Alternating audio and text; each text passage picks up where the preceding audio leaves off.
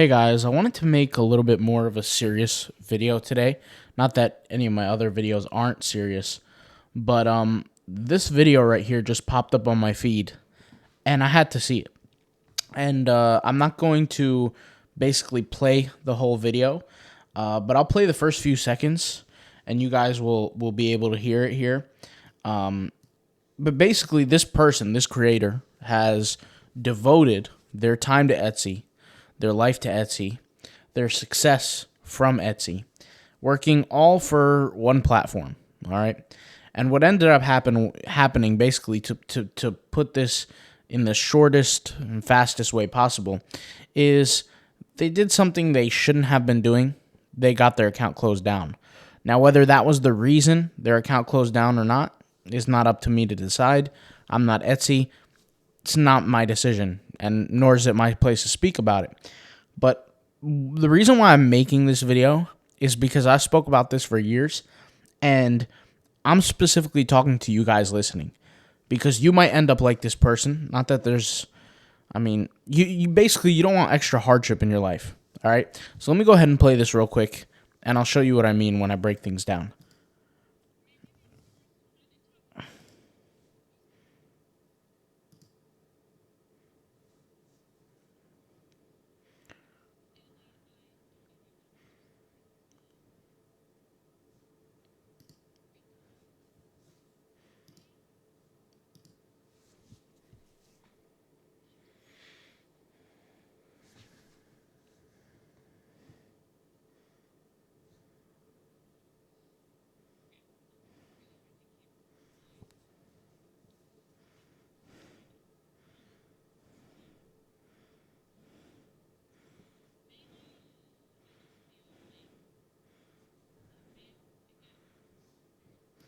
All right, so I'm gonna end the clip here because I don't want to keep it going on for too long. You guys can watch the whole video.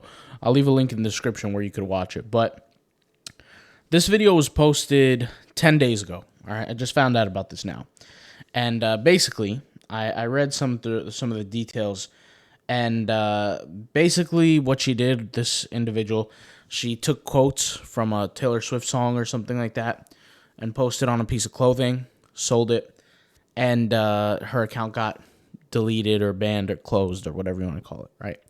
And this is not ideal, obviously. Anybody who sells on any kind of platform doesn't want to get their account closed down. And first of all, I want to be the first to admit that, I got my account closed down before on Merch by Amazon twice. So I created an account. It was doing amazing. I had literally in a matter of couple months, I was tier 500, and I was killing it. All right, I got that account banned. You know what I mean? And I spoke about why that happened. I was constantly getting rejections, but my last rejection was because I uploaded a picture of a dragon, a 3-headed dragon. That wasn't owned by anybody. I had the right to do that, and I labeled in the title the word Hydra. And Hydra is a trademarked or copyrighted term, whatever the case may be. And that was the straw that broke the camel's back, right? I'm not saying that I was perfect before then. I was doing all kinds of havoc, getting rejections and all that kind of stuff. But to me, it was interesting. A few months later, I ended up able to open another account, not because Amazon allowed me. I had to basically create a whole new identity almost on Amazon. There are ways to do it, by the way. And I opened up a second account.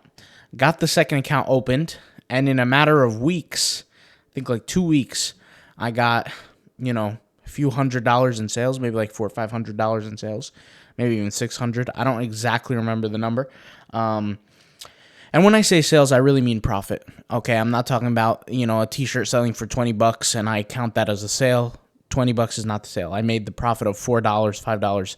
So maybe made like $500 worth of income profit, right? So I was killing it. I was murdering the game, matter of a couple of weeks, and no ads, no nothing like that.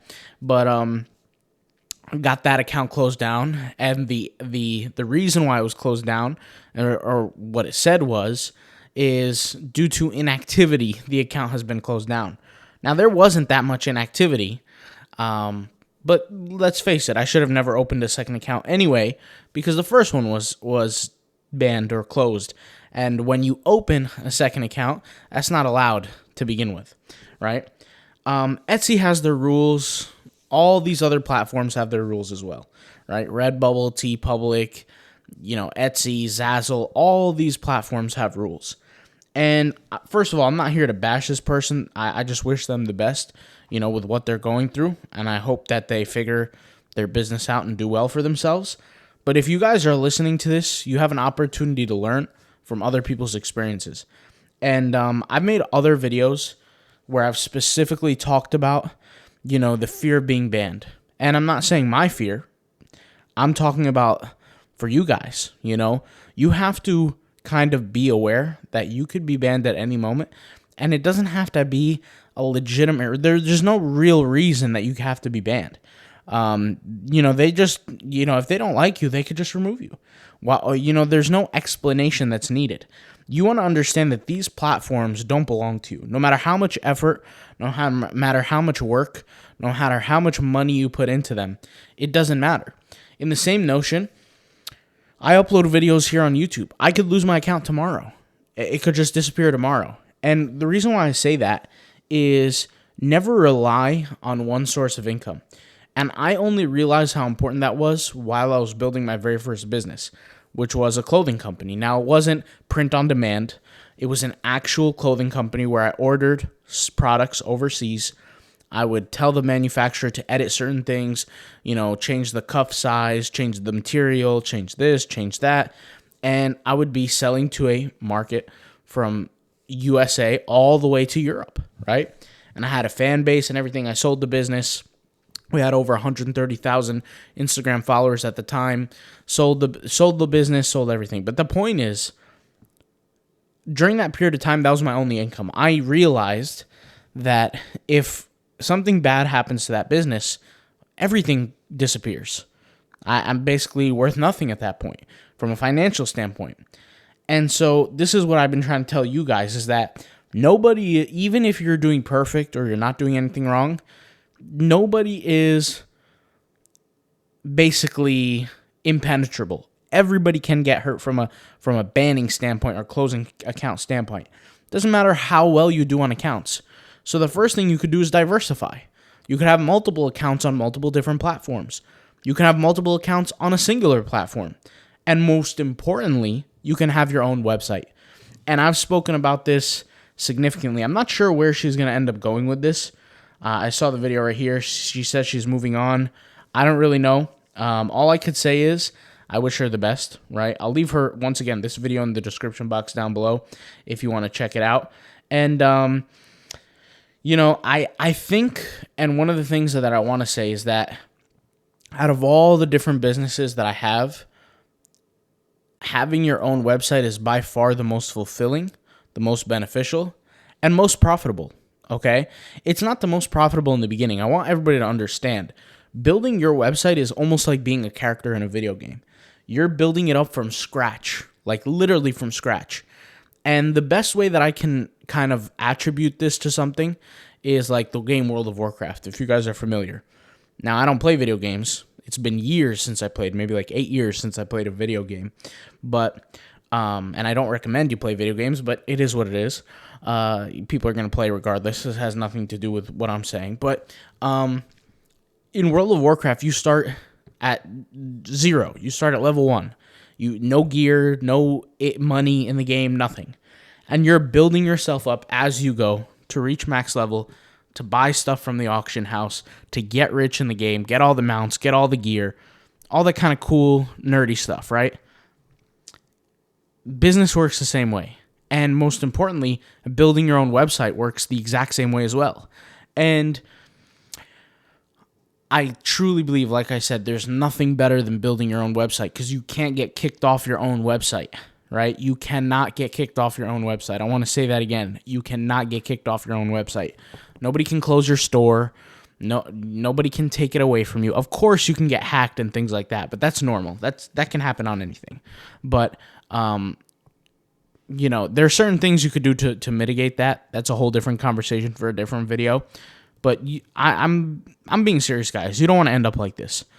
Now, I'm going to say something. If you go back to my videos on my YouTube channel, if you go back to my videos and search the word banned, and you see my very first Merch by Amazon video banned, I didn't sound sad at all in my video. I wasn't depressed or sad or angry. It didn't really matter to me 100% honestly. And I actually said that in the video. I said, this is no big deal. Why? Because I had so much more income to replace it. I think I was making like, I don't remember the exact number, but like $700 a month or something, or $800 a month on merch. And mind you, I had just hit tier 500. And I was showing sales reports, by the way. There were days where I had 17 sales, 15 sales, 19 sales, right? A day, okay? And this was, it didn't bother me. It didn't bother me not one bit. Now, I'm not saying that because clearly she seems sad about it. I'm not saying that. I'm saying it didn't bother me because I had so much money to sit on from other things that I was doing. It was never my end-all, be-all. It was never something I depended on. And I think the worst position any kind of business person could be in is depending on a platform. And that's actually the quintessential example of somebody who's truly in business. If you're in business, if you want to call yourself an entrepreneur, I don't call myself that. I just find it cringy when I call myself that.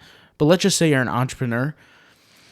You're going to find a way to make it any way. Doesn't matter what platform you're on, doesn't matter what situation you're going through, but the best thing you can do listening to this right now is never rely on one source of income. Now, I actually have some solutions for you guys. I'm not just the type of person that's going to say do this or do that without some sort of guidance. So check out here on my channel. I'm going to show you guys this. On my channel, you guys can hit the search button, right? You could go over here, hit a search button, and type in the word Shopify, okay? I have a whole entire, I don't know how many videos. I have many videos on Shopify, but I also have a Shopify playlist. I think it's I don't know how many videos, 15, 12, 16 videos. You click on this playlist section, and we look over here. There's a playlist series right here, Create a Print-on-Demand Store Episode 1, right? Let me go ahead and pause the video because I know it's going to play. But if I click on it, is this the video? This is not the playlist. Let me go ahead and go back to it. Sorry, guys, just bear with me. But I know, here it is. This is it, 18 videos.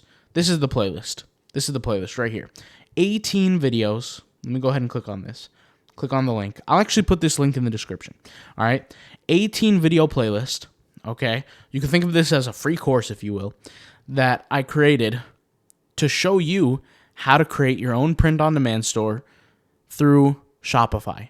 And mind you, you could start for the cost of $1 for 3 months, right? $1 for 3 months. So you pay the $1, which there's a video here explaining how to do that. But I show you every step of the way, literally every step of the way. And everybody here can do it. There's not a single person who can't. If you don't like Shopify, you want to sell something else or do something else, guess what? We have an alternative. There's a platform called Sellfy, Sellfy, which, by the way, I do have discounts and links that you can access to as well, which we have in a free members area. I'm not going to click on the members area. Actually, I'll click on it. Why not? The free members area, okay, is I show 2 videos on there, on the free members area. An SEO video and a Instagram video. The Instagram content really can be adapted to anything. It doesn't have to be to a Shopify store or a Sellfy store. It could be for Redbubble. It could be for Zazzle. It could be for whatever, right? But here, right, the SEO teaches you how to do SEO, search engine optimization, for your products. There's many ways to get sales, right? You just have to basically consistently work on it.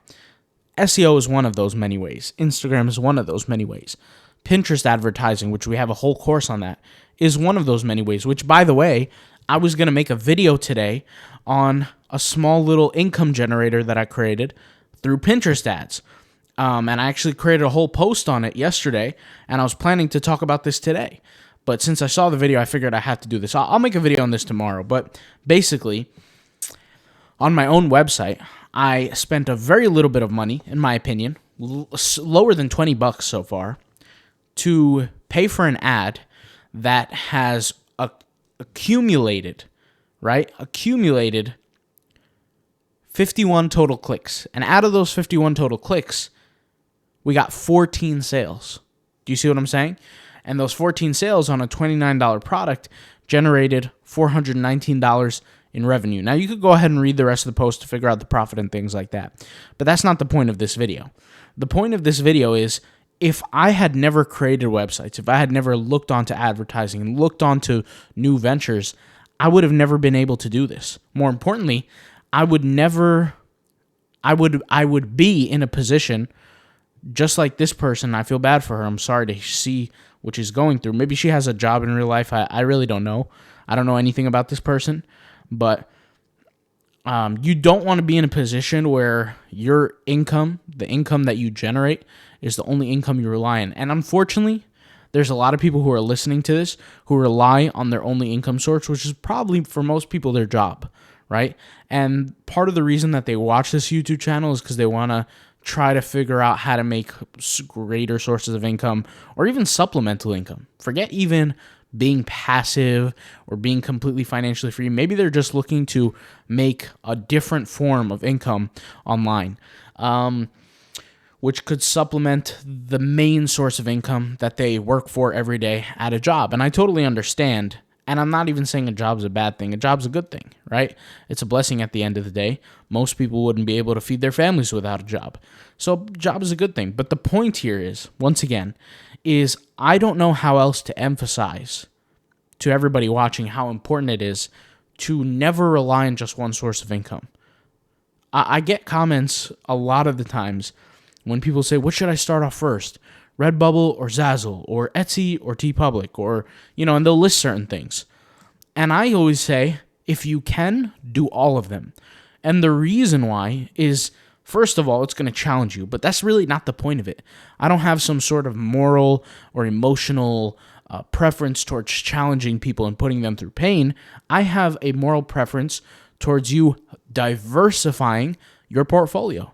And just in the same way people diversify their portfolio in real estate or their stocks, where they don't have a certain amount of a certain percentage of their holdings in a certain sector, it's the same way with print on demand. If you make $5,000 from Redbubble, it's probably ideal to start working on a different platform like Redbubble or Zazzle or TeePublic, whatever the case may be, is because you do not want to have all that money that's coming in strictly through Redbubble. I would much rather, let's just say I was making $5,000 through Redbubble and I wasn't making money through any other platform.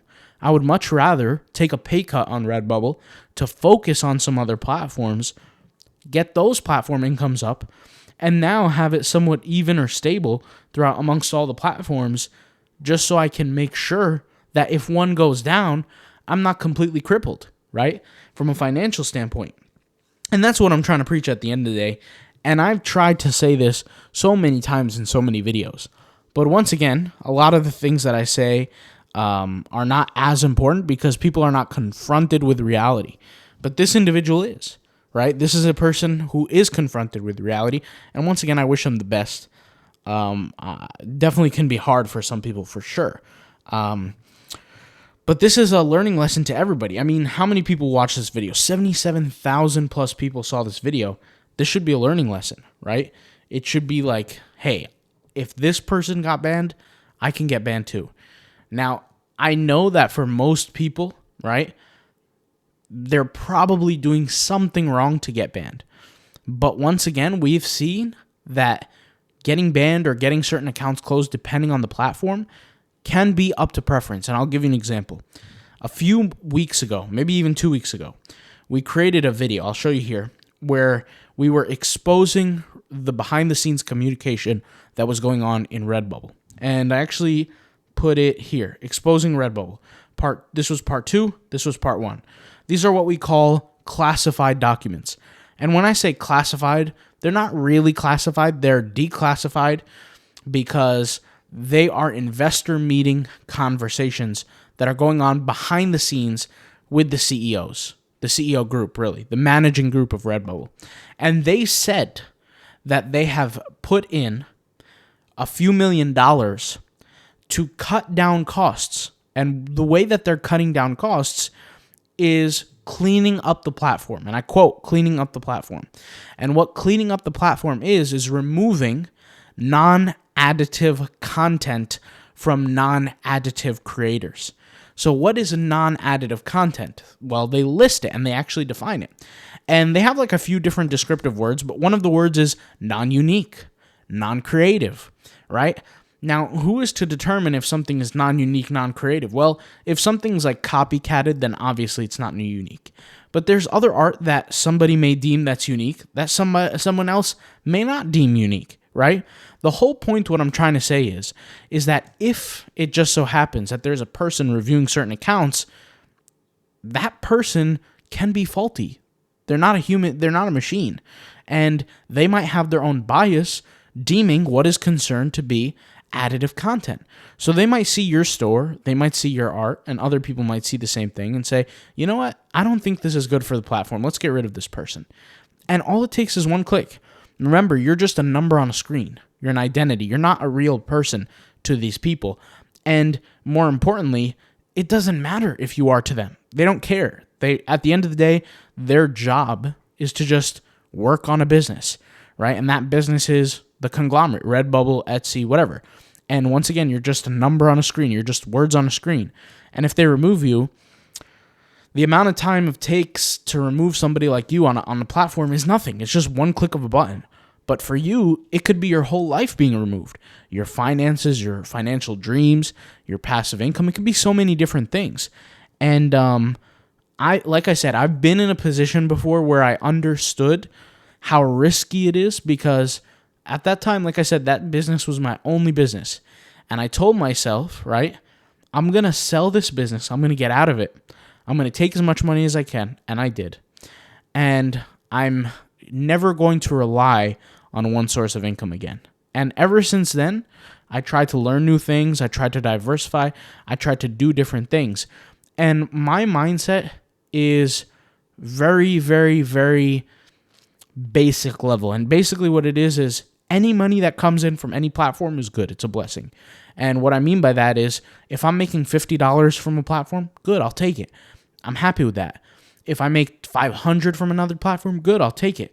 I'll never sit there and demean a platform because of how much it's giving me or whatever, right? And I completely understand that anything that I put in is what I'm going to get out. And if I'm not getting the results that I want, it's because I am doing something wrong. Not the platform, not any of these. I take full accountability of every situation.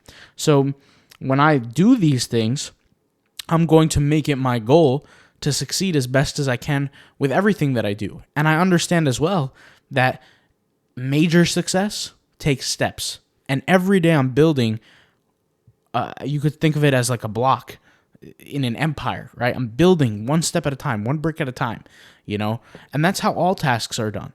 It's just one step at a time, no matter how hard it could be. It's just one step. So if this video doesn't do anything for you, walk away from this video understanding that whatever you're making, whether it's $1 or $1 million on any platform that doesn't belong to you, is always at risk. And, can't really blame the platform when they get rid of you, because, we're all expendable. So it's just a matter of you taking precautions and building up other platforms for yourself and building up a catalog for yourself. All right, guys? So this is not one of those, crazy positive videos, but it's more of a realistic video. And it's very realistic as to what can happen to anybody. And many of you watching probably have been banned on certain platforms. Many. I can't sit here and say that everybody has, because I don't know what's going on in people's lives.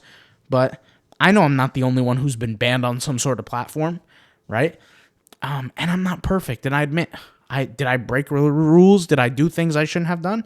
Sure I have. I used keywords I shouldn't have, used trademark terms I shouldn't have. But hey, you live and you learn. I learned from those things. And now I take my Redbubble accounts much more seriously than I ever have before.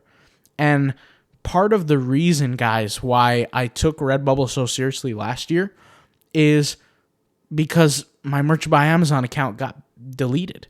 And so I said, you know what? Let's get into this. Let's get into this Redbubble thing way more than I ever have been before. Before, when I had my Merch by Amazon account on Redbubble, I might have had maybe 10, 15,000 designs. It wasn't something serious for me. It wasn't something that I went all out on. And I basically I could say pretty much went all out on Redbubble throughout a period of a whole entire year. And you guys know, some of you know the story where I did 60 designs a day, every day, for a whole entire year without a single day of a break. And I did that simultaneously uploading to other platforms.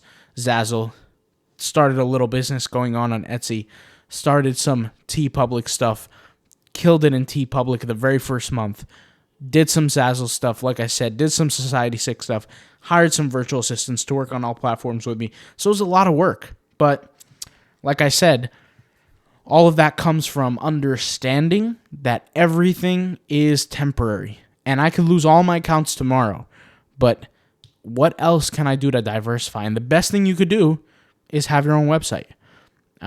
Just yesterday, we were just talking about 5 different ways to automate the print-on-demand business as a seller, create more sales. The last strategy we gave, the last step was starting a blog, creating a blog, get that traffic, let it kind of funnel it out, its way out to products that you're selling on other sites. That's an easy way to make more money. So yeah, guys, that's all I got to say for this video. Thank you guys for watching, and I wish you guys the best, and be safe out there. And don't get down, don't get depressed if something happens to you and an account gets banned. Understand that this is just the beginning, not the end. I'll talk to you guys later. Peace out, bye. See you soon. All right? Peace.